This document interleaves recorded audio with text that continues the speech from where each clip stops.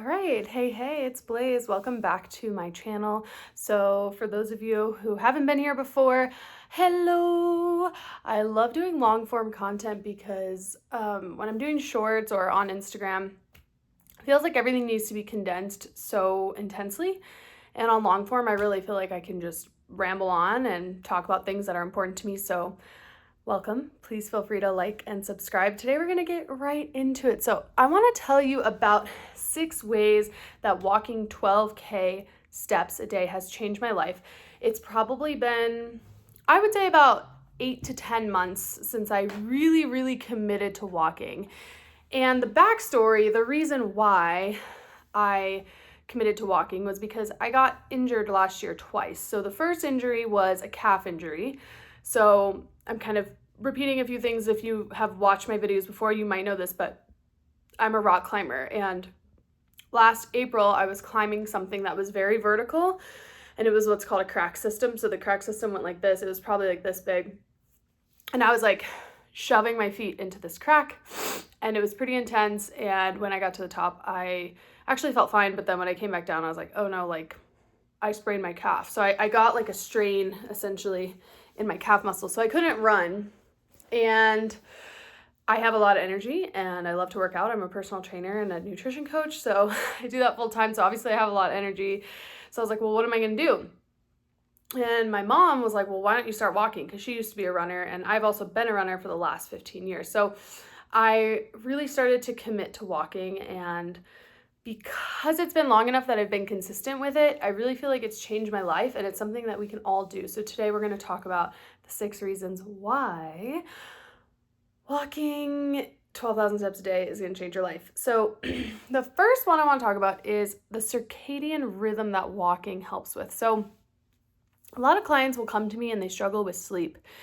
And while there are a lot of reasons why people struggle with sleep, one of them is typically because we're actually not outside enough, and we're not outside at the hallmark points of the day. So like an important time of the day is the morning. Being up like when the sun is rising, when you feel it coming up, like even if you can get out for literally a 10-minute walk, it makes a huge difference because it sets your body with the rhythm of the sun. And because we are with nature, we're not separate from it. Anything that puts us in sync with nature is really healthy for our nervous system and really healthy for our body. So the circadian rhythm piece was huge, because now what I'll try to do, and I can't do it every day, so like be honest with yourself about what you can commit to, but I will wake up and try to go outside and even get a 5-minute walk just to sync my eyes with the sun. And I try not to wear sunglasses, and it's really amazing. Like, it's helped my sleep a lot, and I feel really grateful for that. And then in the evening, it's like helps me because I try to go out for an evening walk, even if it's 5-10 minutes, and it helps me to fall asleep more in a circadian way, as opposed to feeling like, you know, when you're laying in bed and you feel restless. I don't really get that feeling as much as I used to. So if you're starting your 12K a day journey, think about how can you get outside first thing in the morning, and then also how can you get outside in the evening. So that's been a big one. It's really helped my circadian rhythm, and that's been great because when I was a runner for like 15, 16 years, and I was like, so like, I'll talk more about this as we go on, but I was like anxious all the time about when I was going to get in my run, and I would use most of my energy to run. So I'd only run, 3 or 4 miles a day. And now it's like I can walk. Like today I've already walked 3 miles and it's only 11 a.m., right? So I can get way more distance, cover way more ground with walking. So this has been a huge thing, and I'm a huge fan. So that's number 1, is you're going to feel your circadian rhythm start to adjust. Number 2 is something I feel like every YouTuber talks about who's in fitness like me, and that is the fat burning. And I used to knock at this, and I was like, fuck that. This is so stupid, but it's actually true. If you are doing excess cardio, your body is actually very well adapted to burning glucose and burning glycogen as opposed to burning fat. So for example, when you go for a run, your heart rate's going to go up to, depending on your age, between 145 and like 175. So that's a pretty high heart rate, right? And this is where you're burning through your glucose. So like, let's say you had a banana before your run, you're going to burn through that glucose on your run, or if you're biking and your heart rate's up super high. So that's how that works. Whereas when you walk, my heart rate typically won't go above 120 to 125. My sweet spot right now is 106 heart rate to like 125. And in this heart rate is when you're burning fat. So you're not pushing so hard that you need your primary fuel source, which is the glucose, but you're pushing hard enough that you're burning through fat. And like literally game changer for me, because I was such a cardio junkie. All I would do is cardio. And honestly, like I was fluffy, I was puffy. You can look at my Instagram. I have it linked below. And I was just inflamed because I thought like working harder meant I was gonna see more results. And what's been crazy about this walking journey, this 12K a day thing, is that I feel like I'm more active than I've ever been, but my workouts are so intentional that I'm not like overdoing it, and I'm seeing more result. Like my facial structure is so much more like toned because I'm not doing all the excess cardio. Like my face used to be so puffy all the time. I was also eating gluten, which I'm pretty much allergic to. So that's like a side note, but the fat burning has really been huge for me. So I've seen such a change. Like, you know, that composition of a bodybuilder who looks good, who's not like overdoing it. It's like maybe not even a bodybuilder, but like I feel lean and I feel like my muscles show more because I do less HIIT training and less high intensity. Now, I still do that stuff, but I'm always supplementing with this walking, which is always allowing me to burn fat. So I'll either walk on the treadmill. Today, I just went for a 40-minute walk outside before my workout later this afternoon. Go for a big hike. Anything that's going to keep you above like below, you want to stay below like 130 in your heart rate. If you're going super, super high up past that, then you're more in the high intensity range and you want to take it down. So this has been huge. You can do this with a weighted vest if you're not already strength training. I offer this to a lot of clients, is like just buy a 15-pound weighted vest and wear that while you're walking, because I already do a bunch of strength training, so I don't really need to do more.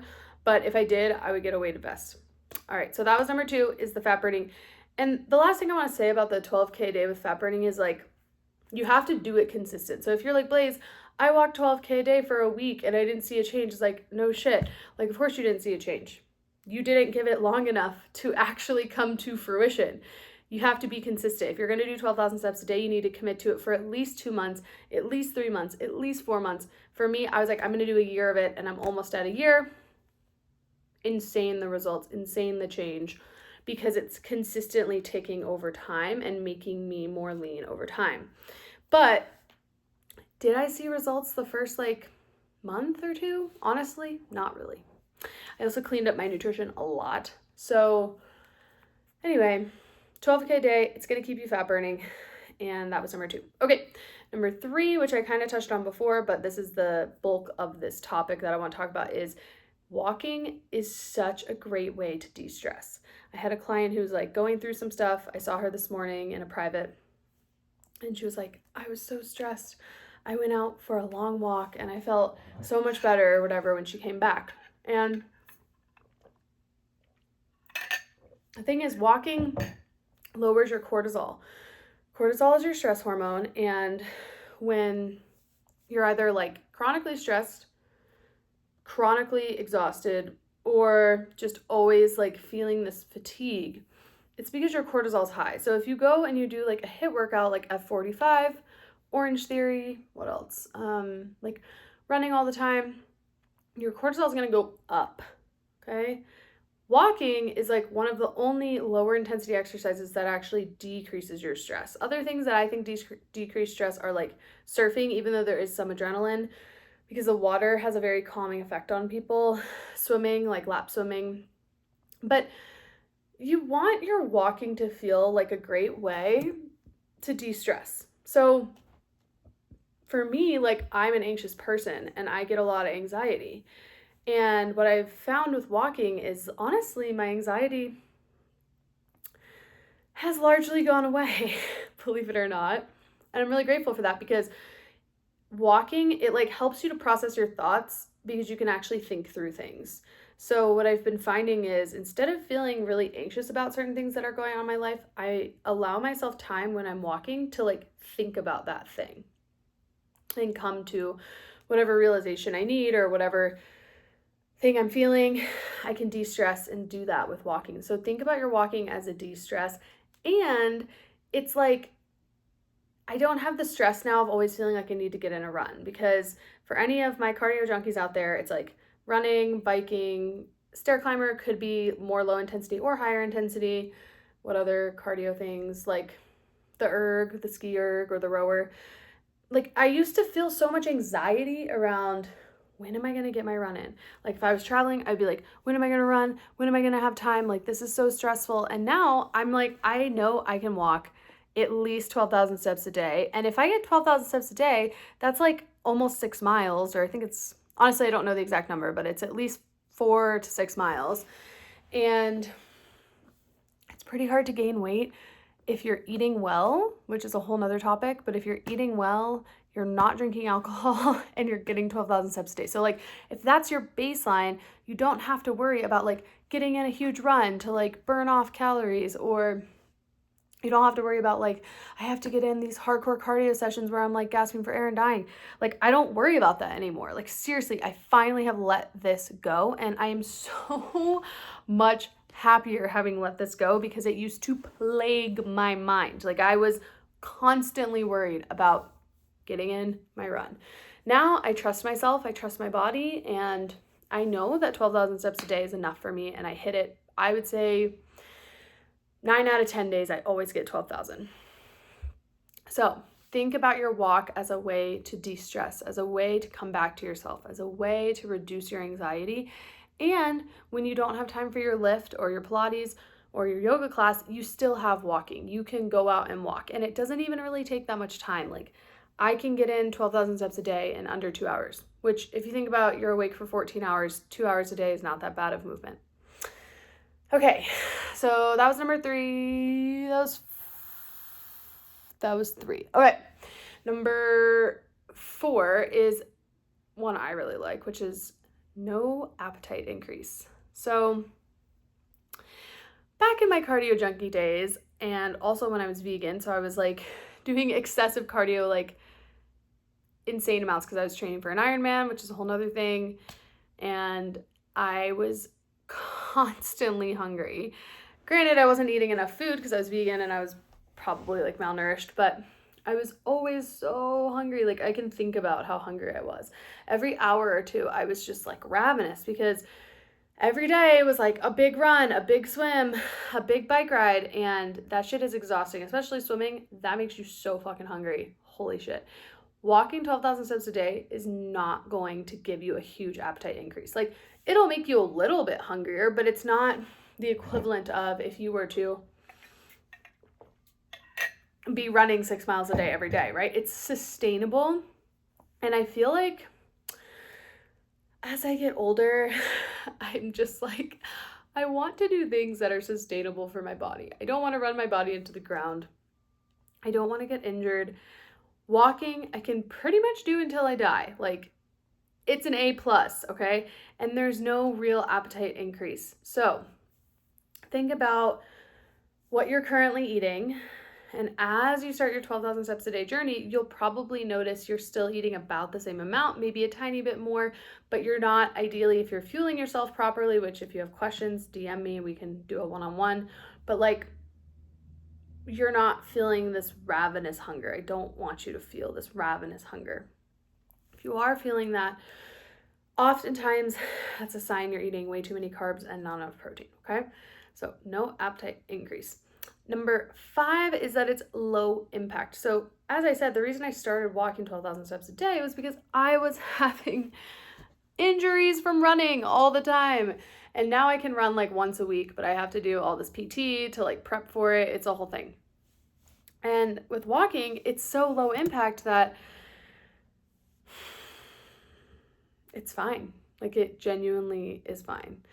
I don't ever have any negative effects from walking. I typically try to wear my barefoot shoes. They're like these Merrells. They're super ugly, but I can really feel my feet on the ground. So I did have to adapt to walking in those, but I could not tell you I've gotten an injury from walking. And if I had a fucking dollar for every injury I've had from running, like, I would be a millionaire, honestly. Because running is so high impact. I've never met a runner who's not injured. Like, I love running because I like the effect that it gives me, but I gotta say, walking is so low impact. It's so great. And you don't really ever get injured. Now, if you're at like 1,000 steps a day right now and tomorrow you go to 12,000, like, you might get injured. You need to kind of ease into it. But I've walked 12,000 steps a day for almost a year, no injuries to report, and I feel great. The last one that I want to talk about. Sorry, I don't edit these. This is just raw content. So the last thing that 12K a day has really helped me with is that it's complemented my strength training. So if you are really consistently building muscle in the gym, you're lifting weights, you're progressively overloading, which is the number one most important principle of weight training, is you need to make sure you're actually pushing your weight if you want to see a result. But I've noticed that walking 12,000 steps a day is an incredible complement to strength training. So I can get my 3 lifts a week consistent, and I can still get 12,000 steps a day without feeling like I'm gonna fucking die. Like, when I was doing Ironman, which I know I reference a lot, but like, it was a real last time in my life for several years. And I was doing anywhere between 5 to 10 cardio sessions a week. I only could get in 2 lifts a week, and those lifts were more like HIIT. So it was pretty intense cardio, like pretty gnarly. And again, just complete adrenal fatigue, complete exhaustion. Whereas with walking, I feel like it doesn't inhibit my strength training at all. So for example, like today is a lift. So I went for a 40-minute walk, and then I'm going to go to the gym and I'm going to lift heavy, and it's going to be fucking amazing. And then I'll probably walk after the fact. And yeah, it's going to feel good. So walking really is such a great complement to whatever exercise you're already doing. Now, if you're running right now, you should just stop running and implement walking. But yeah, it's amazing. So 12,000 steps a day, it's really changed my life. Like, the biggest takeaways for me, I would say, is de-stressing and lessening my anxiety, because I'm a highly anxious person. Helped me receive fat loss benefits without really trying, because I was strength training, and the circadian rhythm. Those are the biggest ones, but all 6 are super valid. And I hope that this episode was just informative as to why you should get 12,000 steps a day. If you need a tracker, like, I got this Fitbit. This is not sponsored. I definitely don't have any sponsors. So if you want to sponsor me, let me know. But this thing was like $60 on Marketplace. And yeah, I'm at 6,689 steps right now. So I'm a bit over halfway. But hopefully this was informative to you. Please let me know if you have any questions. Get your 12,000 steps a day. Eat your protein, and do not let men be mean to you, okay? I will see you on the next one, and thank you for tuning in.